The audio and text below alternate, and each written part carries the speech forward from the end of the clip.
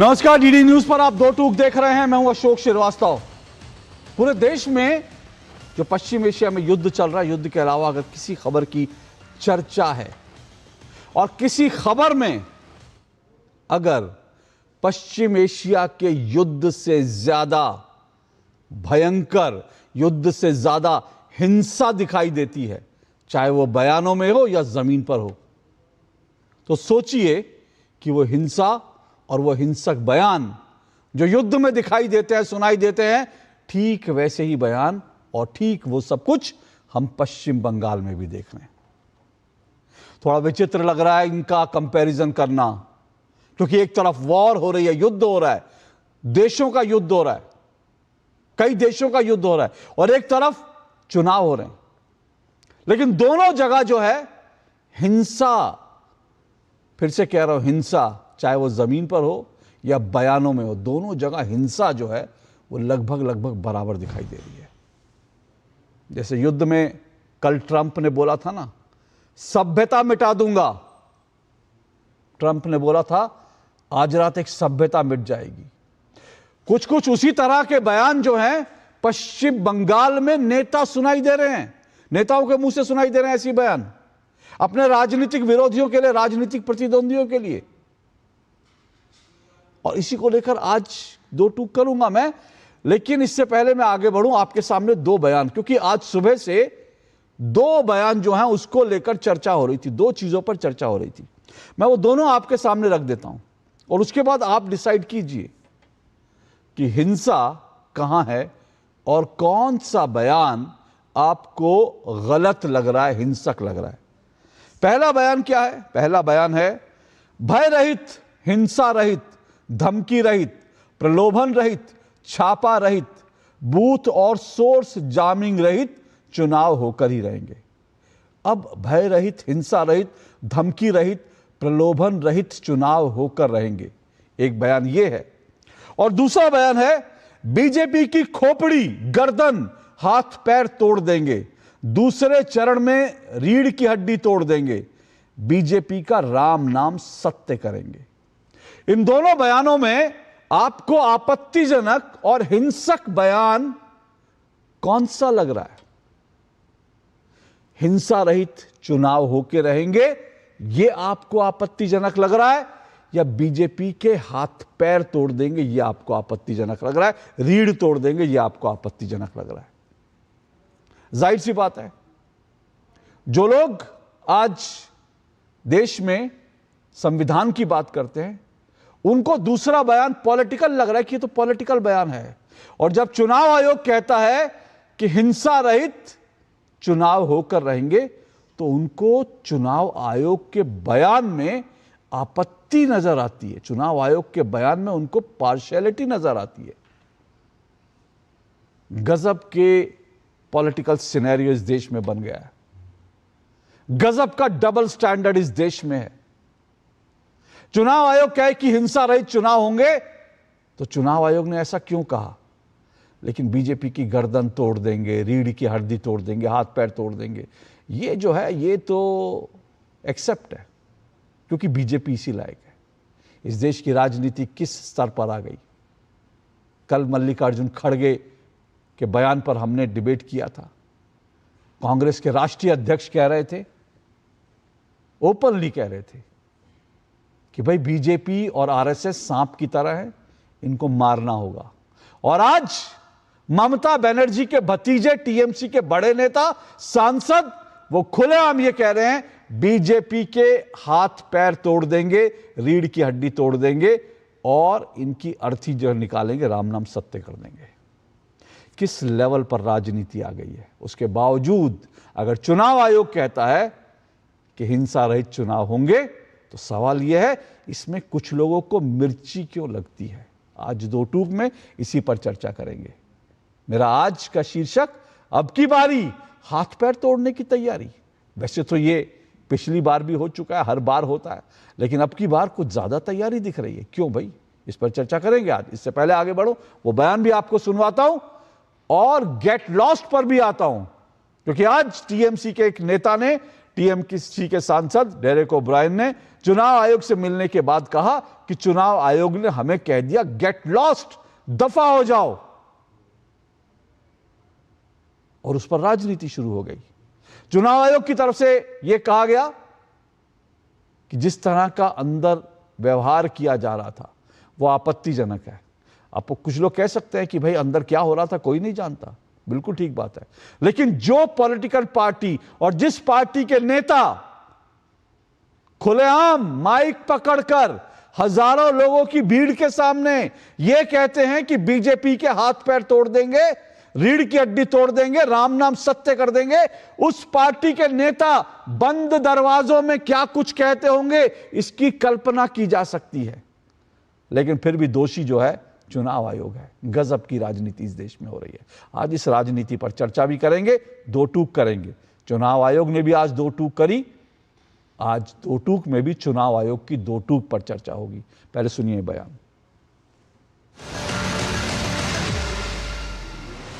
একেবারে উত্তর থেকে জঙ্গলমহল যেখানেই ভোট হবে সবাই বিজেপির মাথা, ঘাড়, হাত, পা ভাঙবে। আর দ্বিতীয় দফায় পূর্ব বর্ধমান আর আমাদের দক্ষিণ 24 পরগনা, হাওড়া, হুগলি, কলকাতায় আমরা ঘাড় আর মেরুদণ্ডটা ভেঙে এদের ফোকাট্টা করে বলো হরি হরি বল, বহিরাগতদের খাটে তোল বলে বিদায় দেব।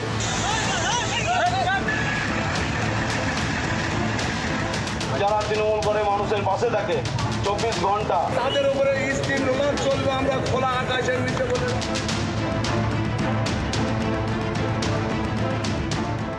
पिछले 15 साल से तो ममता बनर्जी का सरकार है, मगर हालत बहुत खराब है। সব জায়গায় যে কেউ যেতে পারেন, তো দুমুখ কেন?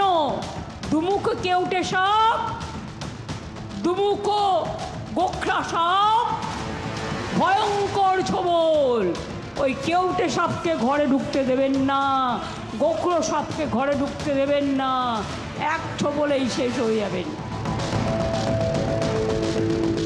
তাদের ভোটাধিকার দেওয়া উচিত বলে আমি মনে করি। পরে নাম তুলে কি হবে? তারা তো ভোটটা দিতে পারবে না। সুতরাং এটা তো সুপ্রিম কোর্টেরই অর্ডার ছিল, যারা অ্যাডজুডিকেশন আছে তারা জেনুইন ভোটার এবং তাদের ভোটটা তোলা উচিত।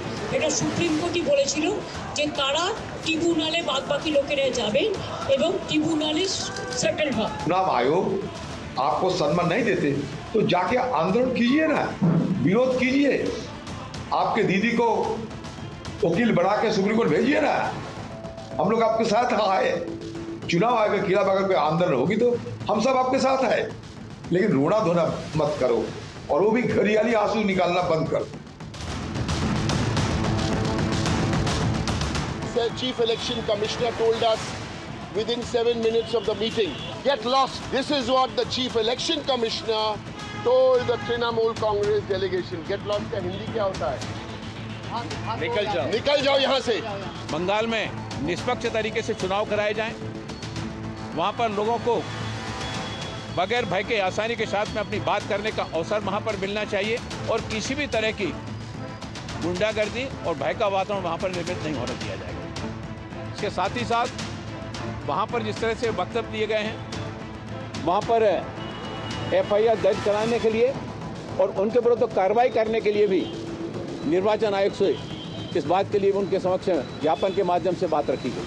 একেবারে উত্তর থেকে জঙ্গলমহল যেখানেই ভোট হবে সবাই বিজেপির মাথা, ঘাড়, হাত, পা ভাঙবে। আর দ্বিতীয় দফায় পূর্ব বর্ধমান আর আমাদের দক্ষিণ 24 পরগনা, হাওড়া, হুগলি, কলকাতায় আমরা ঘাড় আর মেরুদণ্ডটা ভেঙে এদের ফোকাট্টা করে বলো হরি হরি বল, বহিরাগতদের খাটে তোল বলে বিদায় দেবো।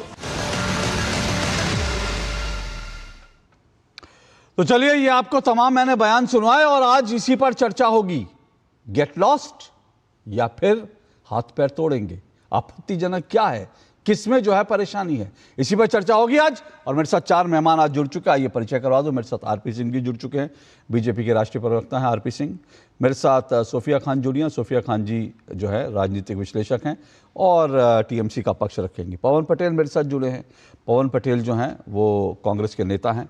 और मेरे साथ जो है संपादक राष्ट्रीय महानगर जो है कोलकाता से प्रकाशित होने वाले प्रकाश चंडालिया जुड़े हैं, वरिष्ठ पत्रकार है। चारों मेहमानों का बहुत बहुत शुक्रिया और स्वागत। शुरुआत कर रहा हूँ, पहले मैं 1.5 मिनट जो है आरपी सिंह और सोफिया खान आप दोनों को दे रहा हूँ, अपनी अपनी बात रखेंगे और उसके बाद मैं इस डिबेट को ओपन करूँगा। सोफिया खान, मैंने दोनों बयान सुनवाए, भय रहित, हिंसा रहित, धमकी रहित, छापा रहित, बूथ और सोर्स जैमिंग रहित चुनाव होकर रहेंगे और बीजेपी की खोपड़ी, गर्दन, हाथ पैर तोड़ेंगे, दूसरे चरण में रीढ़ तोड़ेंगे, बीजेपी का राम नाम सत्य करेंगे। कौन सा बयान आपत्तिजनक आपको लगता है और क्यों? नमस्कार, आदाब अशोक जी और आपके चैनल में सभी दर्शकों को नमस्ते। देखिए, कल जो एक सूचना पत्र आई है, मैं आ रही हूँ आपके सवाल पर। कल एक सूचना पत्र आई है चुनाव आयोग से कि 91 लाख लोगों के नाम कट गए, जिसमें से 27 लाख, नोट कीजिएगा, मृत्यु हेना तेना सारी चीजों को छोड़कर 27 लाख जेन्युइन वोटर्स के नाम कट रहे हैं। ट्राइब्यूनल में कहा गया है कि आप दर्ज कर सकते हैं, लेकिन हमारा तो 23 तारीख को चुनाव है, यानी मात्र हमारे पास अब 10 से 12 दिन रह गए हैं। इसमें इसका मतलब ये मौलिक अधिकार जो छीने गए हैं पश्चिम बंगाल के लोगों के, उसके बावजूद भी मैं आ रही हूँ हेट स्पीचेस पे। 2014 के बाद जितने धड़ल्ले से इस hate speeches, sitting chief minister Assam के हिमंता जी जब कहते हैं कि 5 रुपए अगर मियां भाई मांगे तो 4 रुपए दीजिएगा, जब हमारे मोदी जी प्रधानमंत्री की बात करी पश्चिम बंगाल में आते हैं तो कहते हैं चुन चुन कर बदला लिया जाएगा, तब तो मैंने कभी आपके चैनल में या कहीं भी डिबेट नहीं किया या सुना भी नहीं है। जहां तक हेट स्पीचेस की बात है, मुझे लगता है ये जो आपने अभिषेक बनर्जी के जो क्लिपिंग आप चलाए, ये मुझे नहीं पता, इसके बारे में मैं नहीं जानती कि उन्होंने किस संदर्भ में कहा है, इसलिए मैं इस पर बहुत ज्यादा कमेंट नहीं कर पाऊंगी। मैं आई एम श्योर कि उन्होंने बिल्कुल डायरेक्टली ये नहीं कहा होगा कि आप जाकर बीजेपी के लोगों को मारिए। उन्होंने कहा भाजपा का मतलब नहीं है कि कोई इंसान, भाजपा के जो लोग हैं ना, वो जो आक्रमण कर रहे हैं, यानी लोगों के ऊपर वो जो, देखिए आक्रमण सिर्फ डंडा, लाठी, बंदूक, पिस्तौल से नहीं होता है। आक्रमण जब आप लोगों के मौलिक अधिकार छीनते हैं ना, तो मुझे लगता है इस देश में सबसे बड़ा आक्रमण है। खासकर हमारे देश को स्वतंत्र हुए कई साल हो गए, लेकिन स्वतंत्रता के बाद मुझे लगता है हिंदुस्तान में, भारत में इस तरीके की स्थिति कभी ऐसी नहीं हुई थी कि लोगों को गुहार लगाना पड़े। लोग जो है रस्तों में भटक रहे, मालदा में जो हमने देखा वो तो हमने देखा ही, मैं उसको जस्टिफाई नहीं कर रही हूँ, लेकिन ये जो जियोपैराडाइज हो गया है, कह सकते हैं ना, कोलाहल सा मचा हुआ है पश्चिम बंगाल में। लोग अफरा तफरी, छोड़ दीजिए कौन टीएमसी वोटर्स है कौन बीजेपी वोटर्स, मैं उसके बारे में बात ही नहीं कर रही। पश्चिम बंगाल के लोग जितना वंचित हो गए। सोफिया जी, आपके 1.5 मिनट बहुत पहले खत्म हो गए थे, बहुत पहले खत्म हो गए थे, फिर भी मैंने आपको रोका नहीं, क्योंकि आपको सुनने में ना बड़ा आनंद आ रहा था, मुझे बड़ा आनंद आ रहा था। मतलब मैं कहता हूं सोफिया खान, मैं कहता हूं, मैं आपकी प्रशंसा करता हूं कि टीएमसी के लोगों को, टीएमसी के सपोर्टर्स को, टीएमसी को डिफेंड करने वालों को मतलब क्या क्या नहीं करना पड़ता, और किस तरह से आप लोग मतलब हाथ पैर तोड़ेंगे, अर्थी निकालेंगे, उसको भी आप, उसके लिए आपकी मैं बहुत प्रशंसा करता हूं।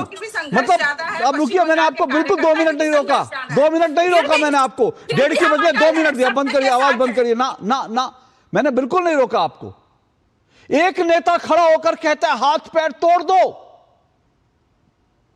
और सोफिया जी कह रही है मैंने नहीं पता, मुझे नहीं पता, लेकिन वो जो कहेंगे वो तो राजा हरिश्चंद्र की औलाद है, तो वो जो कहेंगे वो किसी और कंटेक्स्ट में कहा होगा, डायरेक्ट नहीं कहा होगा, इनडायरेक्ट कहा होगा, घुमा कर कहा होगा, ऐसे कहा होगा। देश की राजनीति किस बेशर्मी की हद तक जा रही है, यह आप देख रहे हैं, यह आप देख रहे हैं।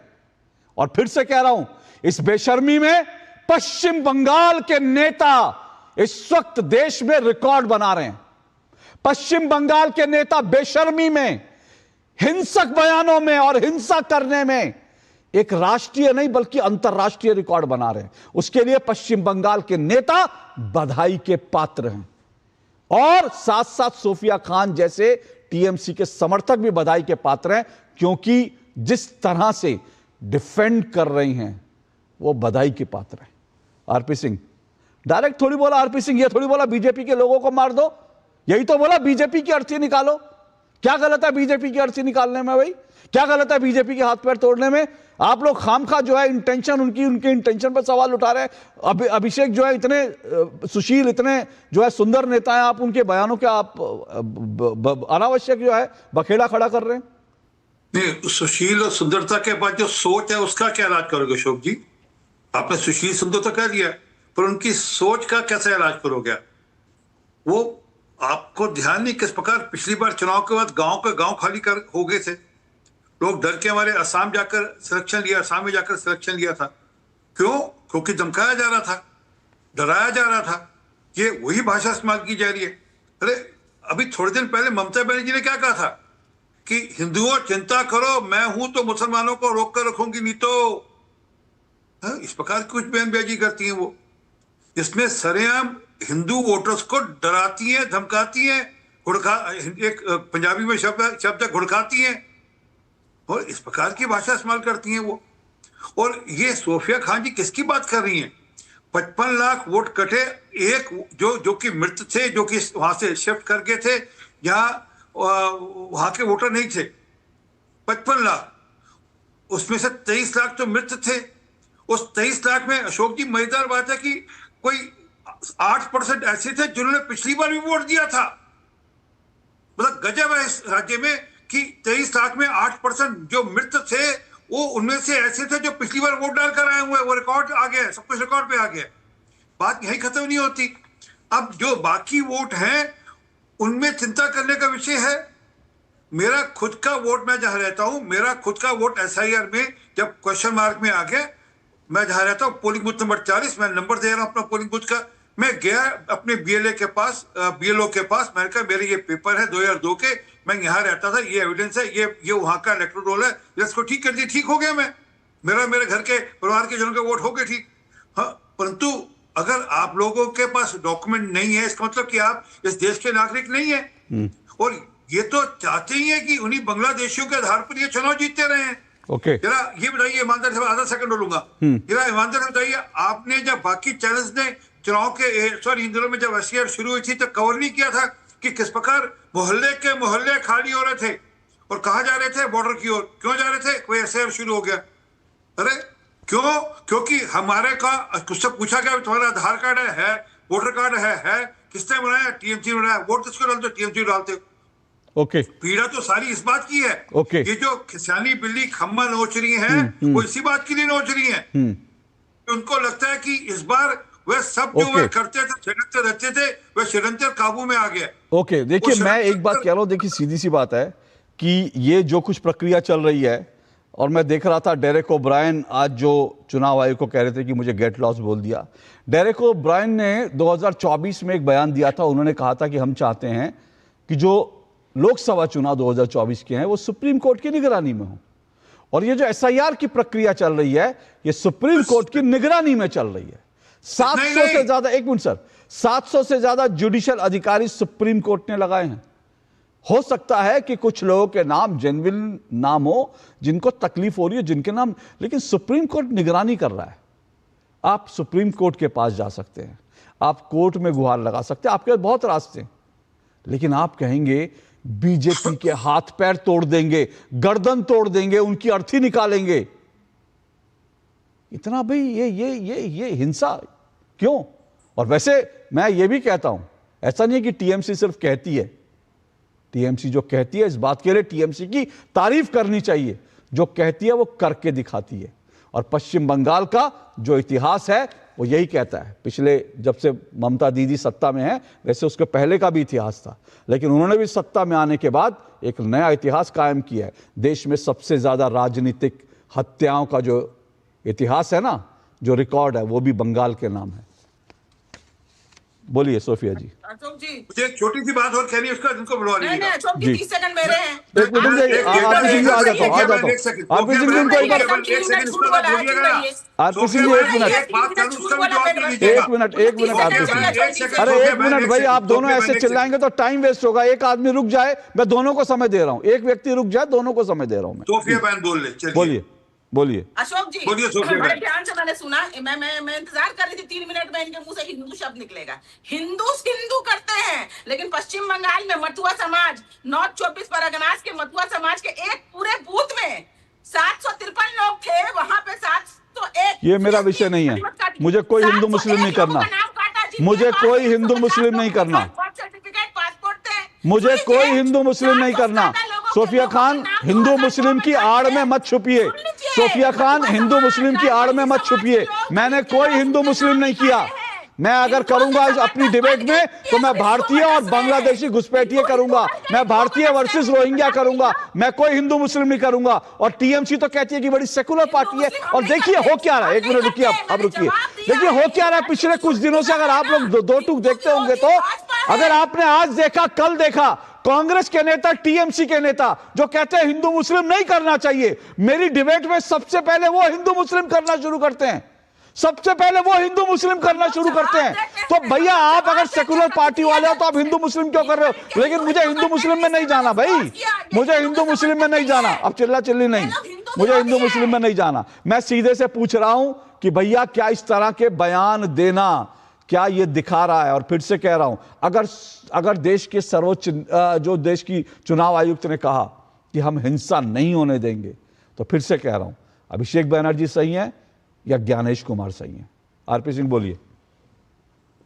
देखिए, मैंने भी हिंदू मुस्लिम नहीं किया, मैं तो स्पष्टता से बताया कि स्पष्टता से बताया कि ये सारा मामला इस बात का है कि वहां पर लॉ एंड ऑर्डर मेंटेन रहे। और आज चुनाव आयोग ने बड़ी स्पष्टता से कह दिया, भय रहित, हिंसा रहित, वहां पर प्रलोभन रहित, छापा रहित, ये धमकी रहित, ये सब जो कि होता है वहां पर बंगाल के अंदर, वहां पर मोहल्ले के मोहल्ले लोगों को कह दिया था कि आप वोट लाने नहीं जाएंगे।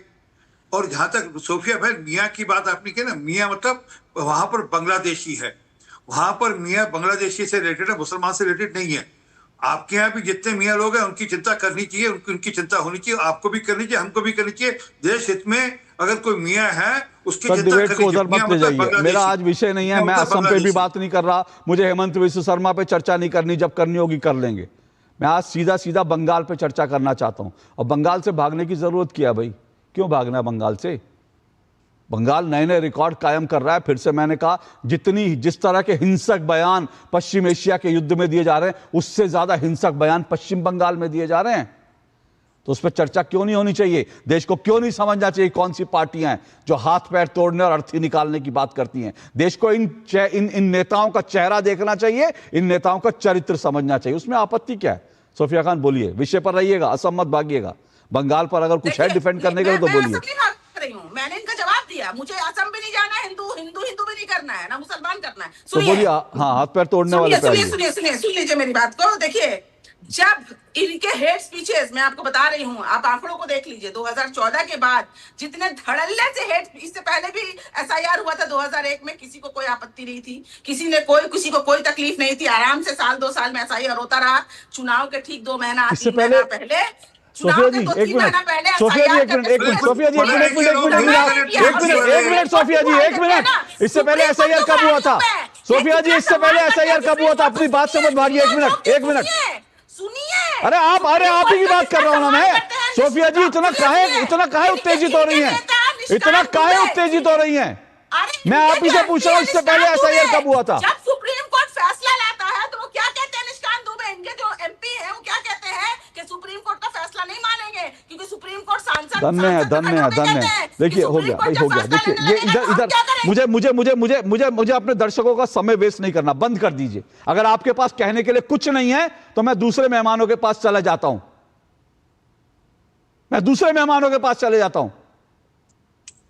आप 2014 की हेट स्पीच निकालकर अगर आज अभिषेक बनर्जी को जस्टिफाई करना चाहती हैं तो इसका मतलब आप हिंसक बयानों का समर्थन कर रही है। एक बात और आपने बड़ी अच्छी बात करी, आपने कहा एसआईआर इससे पहले भी होता था। बिल्कुल होता था, इससे पहले भी देश में एसआईआर होता था, लेकिन इससे पहले कभी चुनाव आयोग की उंगलियां काटने की बात कभी नहीं हुई जब एसआईआर होता था। तो इससे पहले कभी नहीं हुआ कि चुनाव आयोग को और आयुक्त को सड़क पर दौड़ा कर मारेंगे। इससे पहले ये बयान आपने सुने थे? देश में इस तरह के बयानबाजी नहीं होती थी, एसआईआर होता था। क्यों? क्योंकि इस देश में इस वक्त जो विपक्ष है, क्योंकि उस समय जब एसआईआर होती थी तो जो विपक्ष था उसको स्वीकार करता था, एसआईआर को, चुनाव आयोग के फैसलों को स्वीकार। लेकिन आज जो विपक्ष है वो हाथ पैर तोड़ करके, लोगों को जिंदा जला करके, महिलाओं का बलात्कार करके वो सत्ता में आने की विचारधारा रखता है। यह फर्क है। पवन पटेल जी, मैंने कहा कि आपने बताया कि इस तरह के बयान, सही बात है, पहले भी नहीं होते थे, लेकिन किसी भी पार्टी के द्वारा इस तरह के बयान नहीं होते थे। मुझे लगता है कि अगर गलत बयानों का विश्लेषण करना चाहिए तो आपको ये बोलना चाहिए कि चाहे भाजपा वाला भी गलत बयानबाजी करे, वो भी गलत होता है। गलत मतलब गलत होता है जब नेता प्रतिपक्ष को कोई बोल दे भरी डिबेट में गोली मार देंगे, तो वो भी गलत होता है। उसके लिए भी डिबेट करनी चाहिए, उसके लिए भी बात करनी चाहिए। मेरा निवेदन ये है। और मैं अब अगर कुछ बोलूंगा तो आप बोल देंगे भाग जाओगे, और आपने जो एकदम लिमिटेड वो दिए हैं उससे आगे पीछे की कोई और बात करेगा, ठीक है, मैं करूंगा तो आप बोलेंगे भागने नहीं दोगे। इसलिए मैं कहता हूं कि चुनाव आयोग तो हमेशा इस टाइप का स्टेटमेंट देता है। चुनाव आयोग हमेशा कहता है कि भ्रष्टाचार मुक्त, भय मुक्त, धमकी भरे मुक्त चुनाव कराएंगे, लेकिन चुनाव होता क्या है? चुनाव में चाहे कैश पकड़ने की बात हो, आने वाले टाइम में जो अभी कुछ दिनों में हुआ उसमें रिकॉर्ड कायम हुआ है कि कितने वोट काट दिए गए, कितने एक दो लोग वोटर आईडी 2 3 3 4 बन जाते हैं। तब की बात करो, चुनाव आयोग इतना प्रॉम्प्ट है। चुनाव आयोग सबसे बड़ा भारतीय जनता पार्टी का कार्यकर्ता बनने का प्रयास कर रहा है। और जब ये आरपी सिंह जी उमर खालिद की तुलना कर देते हैं नेता विपक्ष की, तो वो भी बयान खराब होने चाहिए। उस बयान की भी तुलना हमें लगता है करनी चाहिए। आज यहां पर भ्रष्टाचार की बात कर रहे, आपने घुसपैठियों की बात किया। घुसपैठी भारतीय जनता पार्टी के जब से केंद्र में सरकार आई है, घुसपैठी सबसे पहला वर्ड मुझे लगता है। जिस तरह स्मृति ईरानी का जब सिलेंडर देखो तो स्मृति ईरानी का चेहरा नजर आता है, उसी तरह जब घुसपैठी वर्ड यूज करो तो अमित शाह का चेहरा नजर आता है। इतनी भयंकर उन्होंने उसका विरोध किया। लेकिन कांग्रेस पार्टी के शासनकाल में 90,000 घुसपैठियों को निकाला, और अमित शाह जी के जब से शासनकाल आया तो बामुश्किल 3 से 3,500 घुसपैठी निकाले। कर नहीं दिखाएंगे, क्योंकि इस चीज का माइलेज लेना होता है। आज ये भ्रष्टाचार पे भारतीय जनता पार्टी बात करती है, इसका इतिहास देख लीजिए, शुभेंदु अधिकारी का देख लीजिए। सुनिए ना, भ्रष्टाचार मेरा विषय नहीं है, मेरा भ्रष्टाचार विषय नहीं है।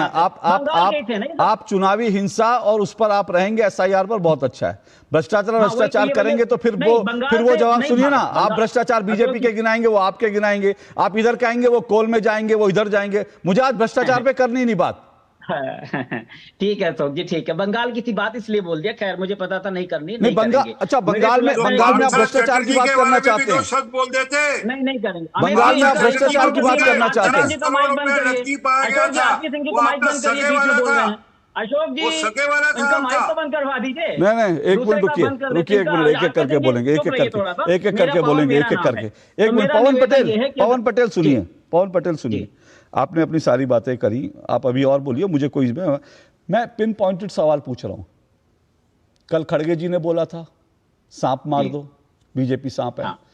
मैं आज जो है अभिषेक बैनर्जी, मैं कह रहा हूं कि विपक्ष के पास, क्या उनके पास इतनी ताकत नहीं रह गई है? विपक्ष के पास क्या उनकी आइडियोलॉजी, क्या उनकी हिंसा की आइडियोलॉजी से आप देश चलाना चाहते हो? आप लोग तो संविधान की किताब लेकर घूमने वाले लोग हो ना। संविधान से भरोसा उठ गया कि अब हाथ पैर तोड़नी है, सांप की तरह मारना है, मतलब हिंसा से ही राज करना चाहते हैं आप लोग? नहीं, अब संविधान के ऊपर से भरोसा उठ नहीं गया, बल्कि हम लोगों ने इतना मजबूर कर दिया कि हर व्यक्ति को संविधान के ऊपर भरोसा जताना पड़ा है। मोदी जी को संविधान की किताब को माथे पर लगाना पड़ा है। ये राहुल गांधी की ताकत है। संविधान पे भरोसा उठने का सवाल ही नहीं उठता है। ये जो संविधान को ना मानने वाले, मोदी जी ने संविधान, एक मिनट, अब सुनिए, मैं एक्सपोज करूंगा, अब मैं एक्सपोज करूंगा, मोदी जी ने संविधान कब माथे से, अब भाषणबाजी नहीं, कोई भाषणबाजी नहीं। पवन पटेल, एक मिनट, मोदी जी ने संविधान को अपने माथे से कब लगाया था प्रधानमंत्री बनने के बाद? बता दीजिए, बताइए। और एक मिनट रुकिए, आरपी सिंह जी रुकिए, आरपी सिंह जी रुकिए। मैं अपनी डिबेट में कुछ भी बोल करके जाने नहीं दूंगा। और राहुल गांधी ने संविधान कब हाथ में उठाया? जरा तारीखें पता हो तो बता दीजिए पवन पटेल। अभी दूध का दूध, पानी का पानी हो जाए। किसने कब उठाया? राहुल गांधी ने संविधान की किताब लेकर के कब घूमना शुरू किया, और नरेंद्र मोदी ने संविधान को अपने माथे से कब लगाया? बताइए। संविधान राहुल गांधी हमेशा ही लेकर के घूमना निकलते हैं, हमेशा ही संविधान को लेकर निकलते हैं, हमेशा संविधान को मानते हैं। अब इधर सुनिए, अब मुझे एक्सपोज कर लीजिए, बंद करिए। अब हो गया। जब नरेंद्र मोदी प्रधानमंत्री बने थे, जब पहली बार संसद में गए थे, अगर पवन पटेल उस वक्त जो है चश्मे का नंबर थोड़ा कमजोर पड़ गया होगा, तब राहुल गांधी को संविधान का स बोलना भी नहीं आता था। राहुल गांधी ने संविधान का स भी नहीं बोला था। तब नरेंद्र मोदी ने संसद के दरवाजे पर जाकर माथा टेका था, और जाकर उन्होंने संविधान को माथे से लगाया था। जब प्रधानमंत्री नरेंद्र मोदी ने संविधान दिवस मनाना शुरू किया था, तब राहुल गांधी संविधान का स तक बोलना नहीं जानते थे। 2024 में जुम्मा जुम्मा संविधान संविधान बोलना आया, उससे पहले तो संविधान बोलते नहीं थे। क्या बात करता है पवन पटेल? मेरी डिबेट में आया करिए तो तैयारी के साथ आया करिए, और झूठ बोला करिए तो ऐसा झूठ बोला करिए जिसको मैं एक्सपोज ना कर दूं। अपनी क्यों भद्द पिटवाते हैं आप लोग मेरी डिबेट में झूठ बोल करके? राहुल गांधी संविधान लाए, उसके बाद मोदी को संविधान, अरे नरेंद्र मोदी संविधान तब से उठा रहे हैं जब राहुल गांधी को संविधान का सा बोलना नहीं आता था। पहले सीख लीजिए, पढ़ लीजिए, तैयारी कर लीजिए, उसके बाद मेरी डिबेट में आइए। लेकिन मैं विषय से भागने नहीं दूंगा। संविधान संविधान करके ना ये जो हिंसा की प्रवृत्ति आप लोग बढ़ा, चलेगी नहीं, चलेगी नहीं।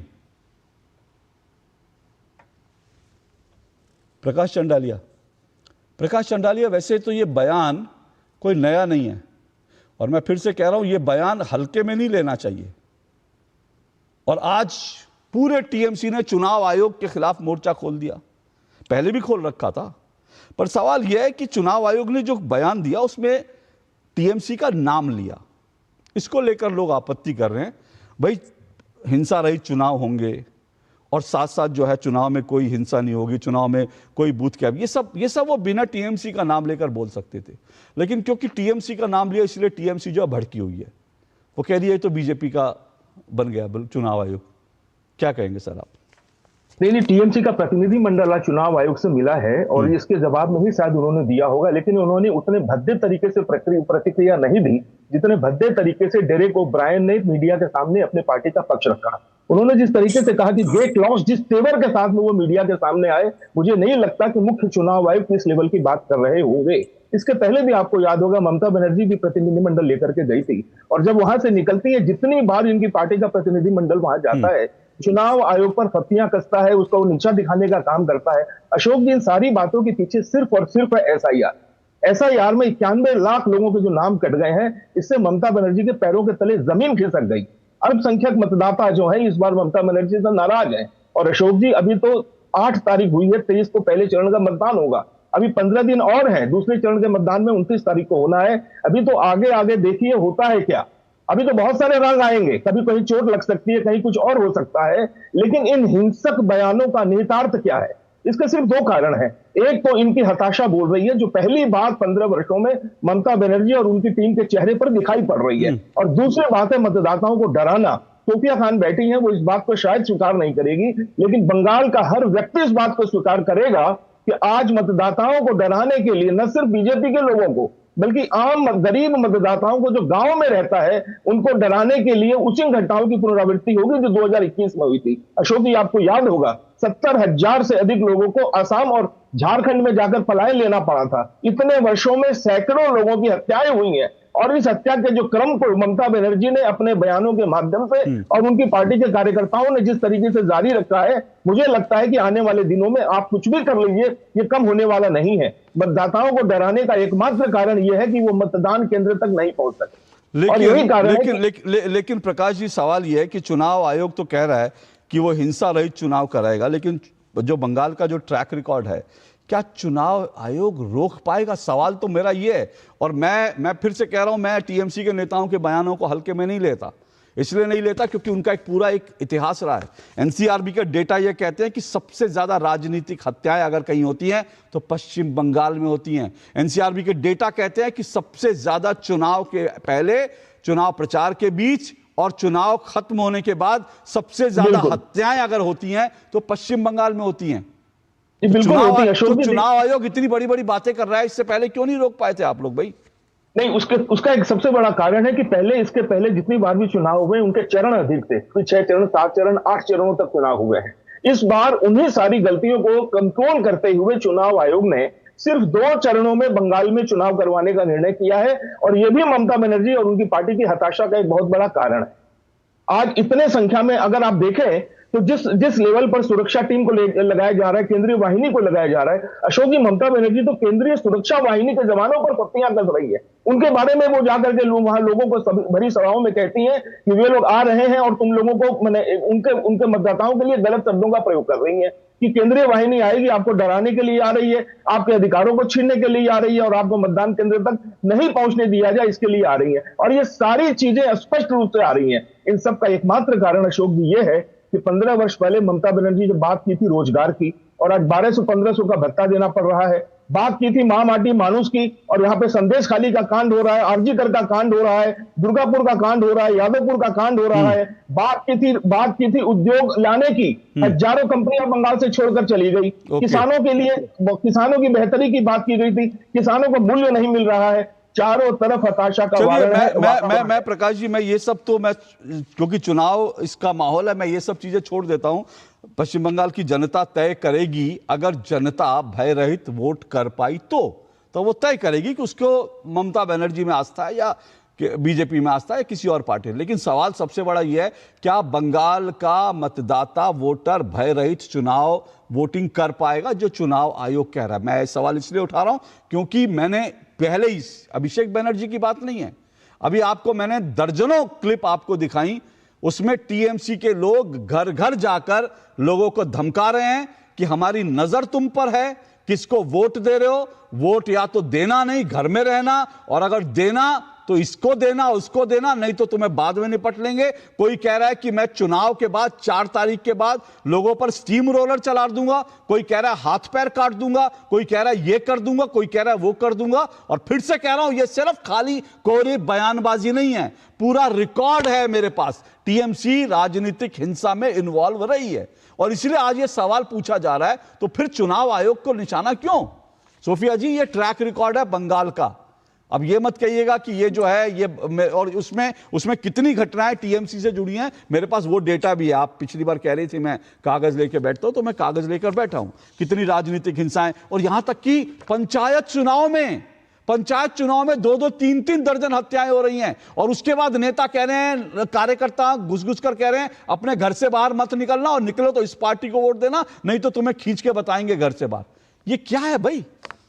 ये इस तरह से देश चलेगा क्या? अशोक जी, अगर मैं मीडिया के चश्मे से, अगर मैं पश्चिम बंगाल में नहीं रहती ऑन ग्राउंड, मीडिया के चश्मे से अगर मैं पश्चिम बंगाल को देखती, यकीन मानिए अगर मैं अन्य राज्यों में रहती तो पश्चिम बंगाल में मैं आती तक नहीं। अगर मैं आप लोगों की बात लेकर समझूं तो इसी तरीके से पूरा देश जो है आप लोगों के चश्मे से पश्चिम बंगाल को देख रहा है, बल्कि पश्चिम बंगाल में जो लोग रहते हैं ना, वो अपने चश्मे से देख रहे हैं। उसी में से मैं एक पश्चिम बंगाल की एक महिला हूँ, जहां पर मुझे डर नहीं लगता कि मैं 2 बजे रात को निकलूंगी या 3 बजे रात को निकलूंगी। प्रकाश कंडालिया भी पश्चिम बंगाल से, चश्मा उनके पास भी है। आप लोग एक चश्मे से देखते हैं ना, तो 2021 में भी यही माहौल किया था, ये हो गया वो हो गया, जल गया, पूरा बंगाल जल गया। लेकिन 2024 में उनके 18 सांसद 12 पे आ गए। अरे भाई, किसने वोट किया उनको? जब यहाँ पर सारे लोग मारे जा रहे हैं, डराए जा रहे हैं, सीक्रेट बैलेट बोल के भी कोई चीज होता है ना, लोग तो भाई ओपनली नहीं वोट कर रहे हैं ना, सीक्रेट बैलेट। आप लोगों को वोट ही नहीं करने देंगे तो उसके बाद जो मर्जी कर लीजिए,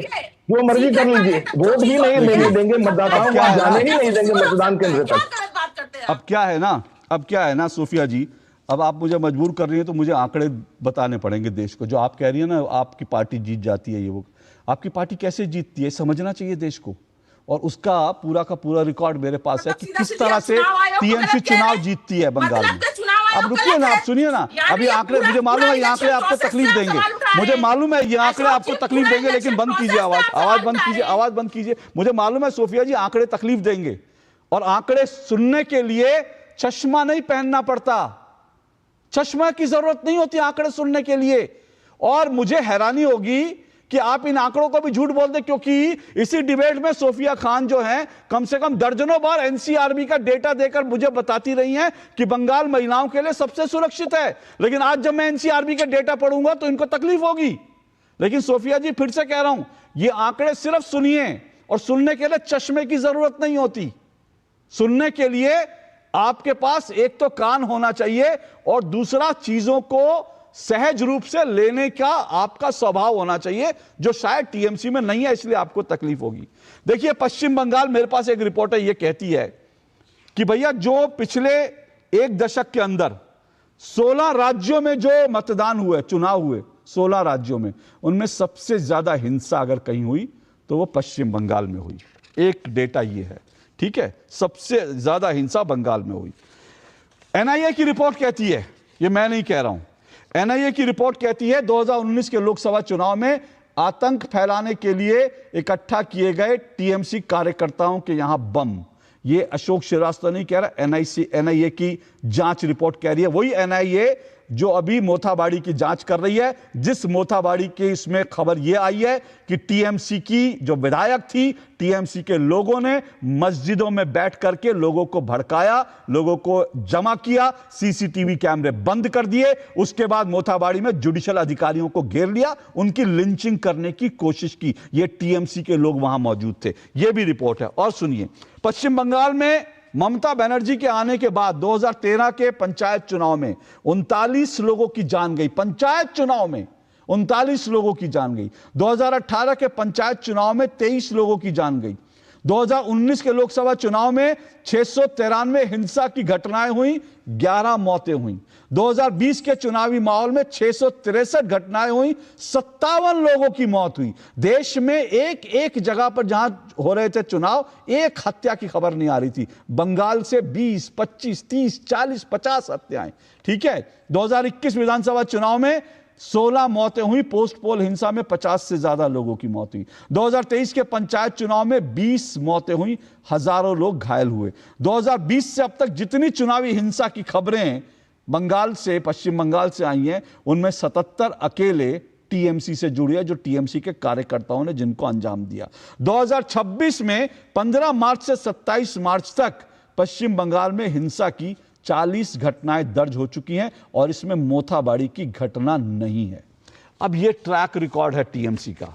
उसके बाद भी टीएमसी जो है वो कहे कि नहीं नहीं, बंगाल में तो बड़े फेयर चुनाव होते हैं और बंगाल के लोग तो हमको वोट करते हैं, इसलिए हिंसा जायज है। तो भाई ठीक है, आप जायज ठहराइए इस हिंसा को। लेकिन मैं सुन रहा था पवन पटेल जी, अधीर रंजन चौधरी कह रहे थे ममता बनर्जी को रोने की आदत है।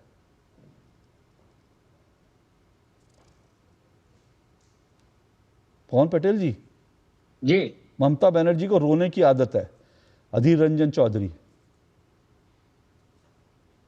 हाँ, वो कह रहे थे अधीर रंजन चौधरी जी, अभी जो आप बात कर रहे थे, आप अभी बहुत बड़े डाटा बताया आपने।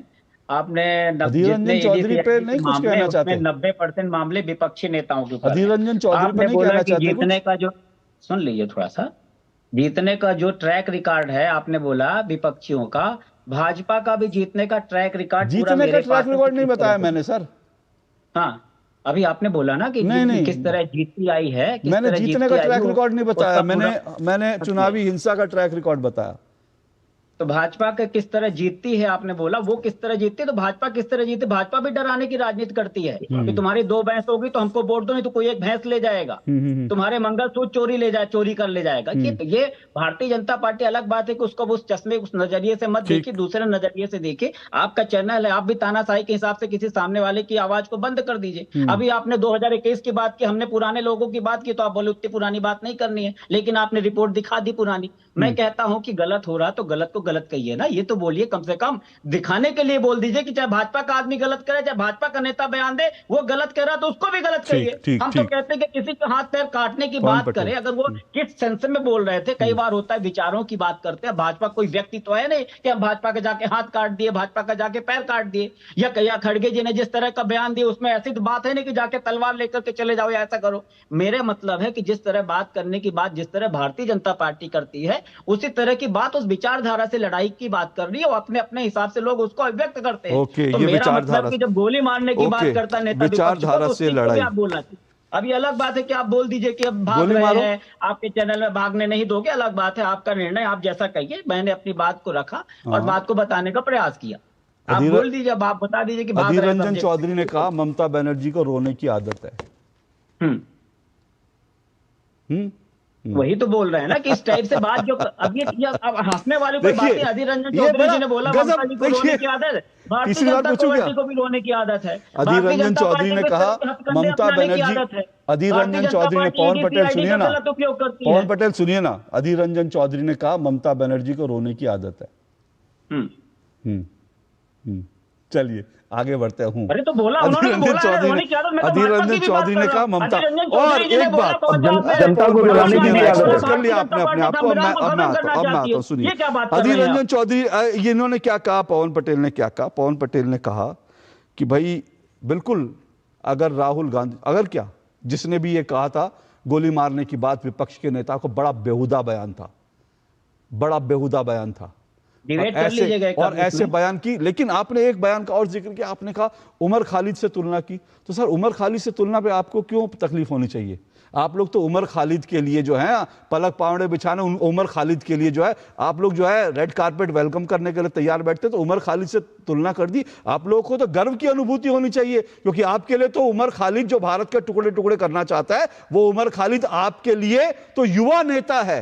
जैसे कन्हैया कुमार युवा नेता आजकल राहुल गांधी का लेफ्ट हैंड बने, राइट हैंड बने घूमते हैं, वैसे उमर खालिद भी आपके लिए, तो उमर खालिद से तुलना करने पे आपको तो गर्व की अनुभूति होनी चाहिए। पवन पटेल, आरपी सिंह बोलिए। आरपी सिंह बोलो, कह रहे भाई आपका भी एक इतिहास है, आप लोग इस तरह की बयानबाजी करते हैं, आप लोग लोगों को डराते हैं। बोलिए आरपी सिंह।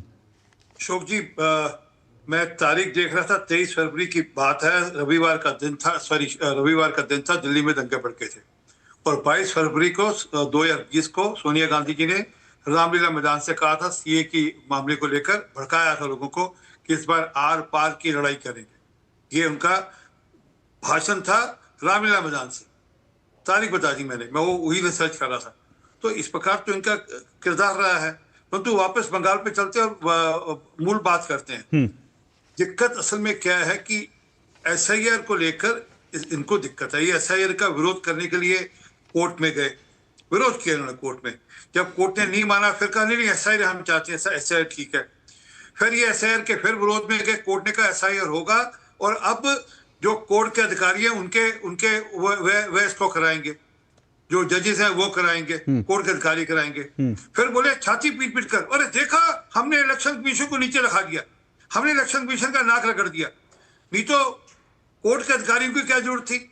ये अब हुआ ठीक, अब होगा ठीक। अब जब कोर्ट के अधिकारियों ने ये सारा प्रोसेस किया और उसके अंतर्गत आप कुछ ज्यादा फिगर बता रहे थे, मैं फिगर टैली देख रहा था, कुल मिलाकर 22,000 लोग हैं जिनका नाम अभी 22,163 लोग हैं जिनका नाम अभी चिंता के विषय में। बाकी सबके सब डॉक्यूमेंट पूरे हो चुके, बाकी सबके पेपर वर्क पूरा हो चुका, जिनके उस पेपर नहीं थे उनका नाम कट चुका। परंतु अब क्योंकि नाम कट गए हैं, अब नाम किनके कटे हैं, जो इनके लगता होगा इनके वोटर होंगे। अब पता नहीं, हमको तो पता नहीं किनके कौन से वोटर कौन नहीं है। अब उसके चलते हुए अब मियाँ ये सब बातें लानी शुरू कर दी। और अब वह अधिकारी भी दोषी हो गए। अब उन अधिकारियों का घेराव भी होना शुरू हो गया। अब उन अधिकारियों का ऊपर दबाव बनाने की कोशिश भी की जा रही है, उन्हीं अधिकारियों को लेकर जो कि सुप्रीम कोर्ट ने अपॉइंट किए थे, जिनकी ये तारीफ कर रहे थे सुप्रीम कोर्ट के फैसले की। क्योंकि इलेक्शन में मोटी एक बात है, मैं रिपीट कर रहा हूँ, किसानी बिल्ली खम्बा नोचे, हालत वही है। इस बार चुनाव हारने जा रहे हैं। चलिए सर, मैं हार जीत में नहीं जाना चाहता। मैं तो सिर्फ, मेरी चिंता सिर्फ इतनी है कि कम से कम बंगाल में हिंसा ना हो, लोगों की जान ना जाए, राजनीतिक हत्याएं ना हो। जो हार जीत किसी भी पार्टी की हो, बिना हिंसा के हो, निष्पक्ष रूप से चुनाव, उसमें हार जीत हो तो पता चलेगा, जो जीतेगा उसको सैल्यूट है, सलाम है उसको। लेकिन हिंसा करके लोगों को घर से निकलने से रोक करके, डरा कर अगर आप जीतना चाहते हैं, तो वो चुनाव आयोग कह चुका है कि अगर ऐसी कोई कोशिश करेगा तो उसको गेट लॉस्ट कर देंगे। अब गेट लॉस्ट कहा था नहीं कहा था मैं नहीं जानता, लेकिन मैं गेट लॉस्ट पर भी आता हूं इस ब्रेक के बाद। महाशय धर्मपाल जी के 130वें जन्मदिन पर MDH मसालों पर पाइए 10% एक्स्ट्रा।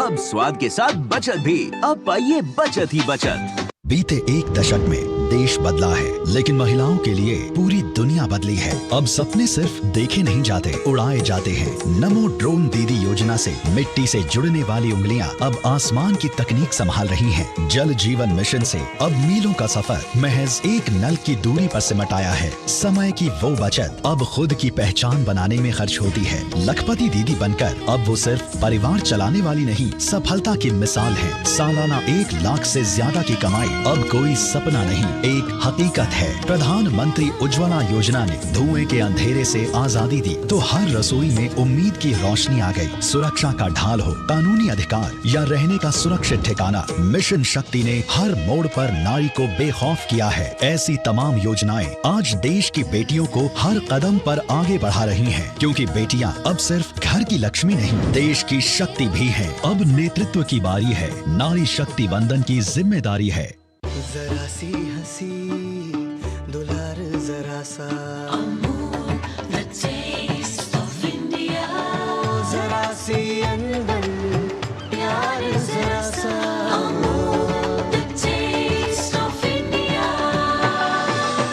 यही तो अमूल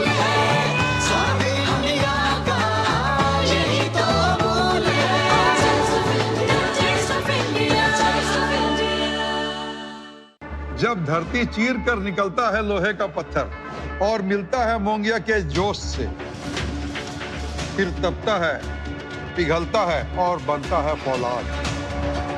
अब होता है सरिया सारी खूबियों के साथ। मोंगिया स्टील, मजबूत देश का मजबूत सरिया। एक प्रकार से पीएम जय अब गरीबों की जय बन गई है। देश हो रहा है आयुष्मान, मुफ्त उपचार मिल रहा, अब कोई लाचार ना रहा, जन जन का हो रहा कल्याण। गरीबों की शान ये है स्वास्थ्य का वरदान। आयुष्मान आयुष्मान देश हो रहा आयुष्मान भारत प्रधानमंत्री जन आरोग्य योजना के तहत करोड़ों लोग बने हैं 5 लाख रुपए के मुफ्त इलाज के हकदार। तो आप भी आज ही आयुष्मान ऐप डाउनलोड करें और आयुष्मान कार्ड बनाएं। अधिक जानकारी के लिए 14555 पर कॉल करें। गोल्डी छोले मसाले जहाँ जाए लिस्टें बनाए। गोल्डी लाए हैं फ्रेश लॉक टेक्नोलॉजी जो रखे मसालों को हर समय फ्रेश। चलिए, दो टूक आप देख रहे हैं, दो टूक हम चर्चा कर रहे हैं। अब की बारी हाथ पैर तोड़ने की तैयारी, क्योंकि यह ऐलान तो कर दिया अभिषेक बनर्जी जो टीएमसी के बड़े नेता हैं। उससे पहले ममता बनर्जी के भी बयान हैं जिसमें उन्होंने कई तरह से जो है ये कहा था, महिलाओं को कहा था कि घर में जो भी सामान है रसोई में उसको लेकर तैयार रहिए। इस तरह के भड़काऊ बयान को हल्के में नहीं लिया जा सकता। लेकिन आज इस सारे मामले में, क्योंकि ये बयान इसलिए भी आ रहे हैं क्योंकि लोग कह रहे हैं कि भाई एसआईआर को लेकर जो है टीएमसी जो बिल्कुल बुरी तरह से जो है वो गिर गई है, इसलिए वो इस तरह के बयान दे रहे हैं। पर इसको लेकर के आज जो टीएमसी के नेता हैं डेरेक ओब्रायन, आज वो चुनाव आयोग भी गए थे। बाहर निकल के उन्होंने कहा कि भाई चुनाव आयोग ने उनको कह दिया get lost. RP Singh ji, बहुत संक्षेप में, ये चुनाव आयोग का इस तरह का व्यवहार जो है वो ये दिखाता है, विपक्ष का सीधा सीधा आरोप है चुनाव आयोग आपके लिए काम कर रहा है। देखिए, बंद कमरे में क्या हुआ ना हमें पता है ना आपको पता है। वो बाहर आकर जो भी कहते हैं, और ये डेरेक ओब्रायन का पहली बार नहीं, डेरेक ओब्रायन वही है जिन्होंने पर्चे फाड़े थे पार्लियामेंट के अंदर, बिल रूल बुक फाड़कर फेंकी थी स्पीकर के ऊपर। तो उनका एक ट्रैक रिकॉर्ड है। उनको गुस्सा दाएं बगाए गुस्सा आता है, और जब गुस्सा आता है उनको पता लगता है कब क्या कितनी बात कहनी, क्या क्या कह जाते हैं। परंतु जो मूल बात पर फिर वापस आए, चुनाव आयोग इस बार दृढ़ संकल्प है कि वह इस बार भय रहित, हिंसा रहित, धमकी रहित, प्रलोभन रहित, छापा रहित चुनाव कराएगा। और ये बात समझ में आनी चाहिए। मैं बंगाल के सिटीजन को, नागरिकों को निवेदन करता हूँ, वोटर्स को निवेदन करता हूँ कि इस बार खुलकर मन से वोट डालिए। चुनाव के बाद भी पूरी स्थिति ठीक रहेगी, क्योंकि चुनाव के बाद, अभी आपने बताया चुनाव के बाद 50 हत्याएं हुई हैं। मेरे पास तो फिगर 300 से ऊपर की है पिछले चुनाव के बाद की जो है। तो इस बार वैसा कुछ होने वाला नहीं। सेंट्रल एजेंसीज और सेंट्रल फोर्सेस इस बार चुनाव के बाद भी वहां पे रहेंगी, ताकि ये जो ममता बनर्जी की, जो टीएमसी की जो नियत है, वो अपनी नियत के अनुसार काम नहीं कर पाए। ओके, पवन पटेल 30 सेकंड। ये पूरा जो है चुनाव में हिंसा ना हो, उसको लेकर चुनाव आयोग जो है वो कह रहा है कि हिंसा नहीं होने देंगे, पर बयान लगातार आ रहे हैं। जाहिर सी बात है हर पार्टी की तरफ से आ रहे होंगे। तो क्या इसको रोकने के लिए क्या करना चाहिए चुनाव आयोग को? देखिए अशोक जी, चुनाव आयोग ने अपनी अभी निकट जितने भी 8-10 चुनाव हो, उसमें चुनाव आयोग ने पूरी तरह से अपनी विश्वसनीयता को खत्म कर दिया है। आम जनता, आम आदमी किसी भी तरह से चुनाव आयोग के ऊपर विश्वास नहीं कर सकता है। जिस तरह से चुनाव आयोग का कृत्य है, चाहे कहीं भी देख लीजिए, बोलता जरूर है, बोलने की बातें होती है। अभी देखिए कि चुनाव के बाद ये पकड़ा है, ये पकड़ा है। जहां पे भाजपा का कथित काम हो रहा हो वहां पे अनदेखा कर देंगे, दूसरों को पकड़ने का प्रयास करेंगे। यही हमेशा चुनाव में होता रहा, यही चुनाव में फिर से होगा। और भ्रष्टाचार मुक्त अगर बात करने वाले, हमने पूछा सर, समय अभी नहीं है मेरे पास। सोफिया खान बोलने को तैयार, लेकिन मैं एक बात जल्दी से एक बात कह दूं पवन पटेल जी, आपने जो कहा कि चुनाव आयोग के खिलाफ विश्वसनीयता घट गई है, लोग, अगर ऐसा होता तो चुनाव में वोट देने वालों की संख्या देश में कम हो रही होती। लगातार अगर वोटिंग देने वालों का, एक मिनट आरपी सिंह जी, अगर लगातार वोटिंग देने वालों का परसेंटेज देश में बढ़ रहा है तो इसका मतलब लोग चुनाव आयोग में विश्वास करते हैं। और अगर लगातार कांग्रेस की सीटें घट रही हैं तो फिर लोग क्या विश्वास करते हैं, आप तय कीजिए। सोफिया खान 30 सेकंड आखिरी। सर्वे कराया था जिसमें लोगों ने आपका टाइम नहीं है। माइक एक बार सोफिया जी बोलिए थी। अरे कोई और, पवन पटेल रुकिए भाई, मेरे पास समय नहीं है। Sophia Khan 30 second. आपके बदले अशोक जी ने बहुत कुछ कह दिया, अब आप चुप रहिए, विराम दीजिए अपने वाणी को।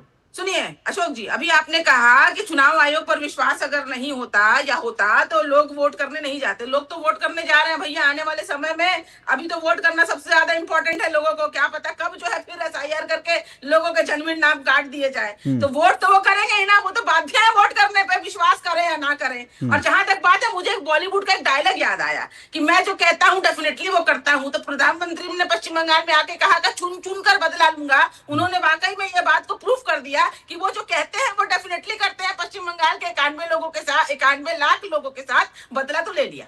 91 लाख में से 50 लाख से ज्यादा वो हैं जो शिफ्ट हो गए, और वो भी तो प्रकाश चंडालिया। अशोक जी मुश्किल ये है कि अगर 2021 की बात करें तो भारतीय जनता पार्टी और तृणमूल के अंदर में सिर्फ 60 लाख मतदाता का फर्क है। टोटल हार जीत के अंदर में 60 लाख, और इस बार इनकी जमीन खिसक चुकी है। सबसे बड़ी बात यह है कि चुनाव आयोग पर जब जब बयान देते हैं तब तक इनके समझिए कि जनता की नजर से गिरते हैं। चुनाव आयोग की हर सख्ती का जनता, बंगाल की जनता स्वागत कर रही है, और ममता बनर्जी जब जब उनके खिलाफ बोलती है तब तक समझिए उनकी लोकप्रियता का ग्राफ गिर रहा है। आप बात कर रहे थे अशोक जी इस बार चुनाव आयोग में मतदाताओं की, मुझे लगता है कि इस बार सबसे अधिक अगर इनकी पार्टी ने आतंक नहीं मचाया और नकारात्मक चीजें अगर नहीं की, घटनाएं नहीं की, तो निश्चित रूप से इस बार का मतदान बढ़ेगा और निडर होकर के मतदाता जाएंगे। एक आखिरी बात मैं कहना चाहूंगा, इस बार पहली बार पश्चिम बंगाल में चुनाव आयोग ने जो बड़े बड़े कॉम्प्लेक्स है जहां हजारों की संख्या में लोग रहते हैं, उन कॉम्प्लेक्स के अंदर में बूथ बनाने का निर्णय किया है। अशोक जी अभी चुनाव में देरी है, लेकिन तृणमूल पार्टी के लोग और उनके पार्टी के जो लोकल नेता है अभी भी कॉम्प्लेक्स के जो अधिकारी हैं उनको डराने का काम कर रहे हैं, क्योंकि उन्हें मालूम है कि मतदाता के बाद जो परिणाम निकलेंगे तो उनको बूथ वाइज रिजल्ट पता चलेगा, और अगर उस कॉम्प्लेक्स में रहने वाले लोगों के वोट अगर उनके पार्टी के विरोध में है तो उनके साथ वो क्या करेंगे अच्छी तरह मालूम है। चलिए, मैं यही कह रहा हूं कि देखिए, चुनाव आयोग ने तो इतना ही कहा है ना कि हिंसा रहित चुनाव करवाएंगे और निष्पक्ष चुनाव होंगे, तो उसका तो स्वागत करना चाहिए हर पॉलिटिकल पार्टी को। टीएमसी को कहना चाहिए अच्छा है आपने हमारी बात सुनी और निष्पक्ष और हिंसा रहित चुनाव कराएंगे, लेकिन उसका जवाब तो दिया जा रहा है हाथ पैर तोड़ देंगे, अर्थी निकाल देंगे, और ये टीएमसी का शीर्ष नेताओं में दूसरे नंबर का नेता कह रहा है। और फिर से कह रहा हूं, टीएमसी वाले कहते नहीं, करके भी दिखाते हैं। इसका पूरा ट्रैक रिकॉर्ड है। उम्मीद करेंगे इस बार चुनाव आयोग हिंसा रहित चुनाव करवाने में कामयाब हो, और जो लोग भी हिंसा करना चाहते हैं उनको पकड़ कर ऐसी सजा दी जाए कि वो दोबारा कभी दुस्साहस ना करें। आज के लिए इतना ही। सभी मेहमानों का कल आपसे मुलाकात होगी। इजाजत दीजिए, नमस्कार।